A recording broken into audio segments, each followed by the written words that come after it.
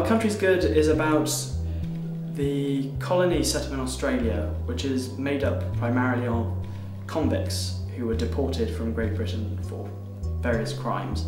Beyond that, the Lieutenant, Ralph Clark, decides to put on a play.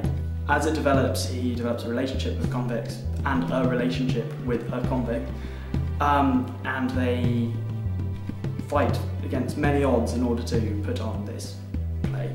The play itself is actually based on real stories of real convicts that were sent over to Australia. And the only kind of so-called entertainment that the convicts have is the hangings that they pay witness to on a weekly basis. And the officers are quite disgusted by this, so they decide that they want to provide a new form of entertainment for them and the convicts. So they decide to stage a play. The Lieutenant has asked me to stand in his place. We'll do the first scene between Belinda and Brazen. Well, how can I play Captain Brazen in chains? The main theme of our production of Our Country's Good is definitely how women are treated in our society. I understand you want me in your play, Lieutenant. Is that it? Well, I'll have a look at it and let you know! We like to think of the play as sort of about feminism and stuff, because most of the women are prostitutes in the play, and it's obviously a very male-dominated society that they've come from. And what I like about the play is that everyone is levelled out. Reverend and arse, Ralph. I am talking of redeeming her humanity. I'm afraid there might not be much left. Who knows what lies under the rags and filth of a mangled life? I think it's quite damning in many ways, especially of Britain and its colonies at the time. It shows the great ambition of the people at the time, but not necessarily that they had the resources or even the will to back that up.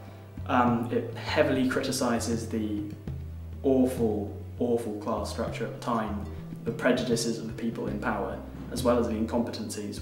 We have many days of hard work ahead of us. Work? I'm not working. I thought we was acting! The ways in which it is naturalistic are probably, there's a lot of talking to the audience, so don't be afraid if one of the characters comes up to you and says hello. In the Meno, one of Plato's greatest dialogues, have you read it, Lieutenant? Socrates demonstrates how a slave boy can learn the principles of geometry as well as a gentleman. The concept of the play, how we're staging it, is very inspired by Bertolt Brecht, and it's all about being very meta, so everything's done on stage. So all of the characters in the play, we do a lot of multi-rolling, and we're also on stage at all times. We also do gestuses, which are sort of big, flamboyant actions that portray our character, and they develop over time and over the situation that you're in, and obviously who you're playing. Death is horrible, Mr. Brewer. It's dark. There's nothing. Thomas Barrow, you were hanged because you stole food from the stores. I was only 17.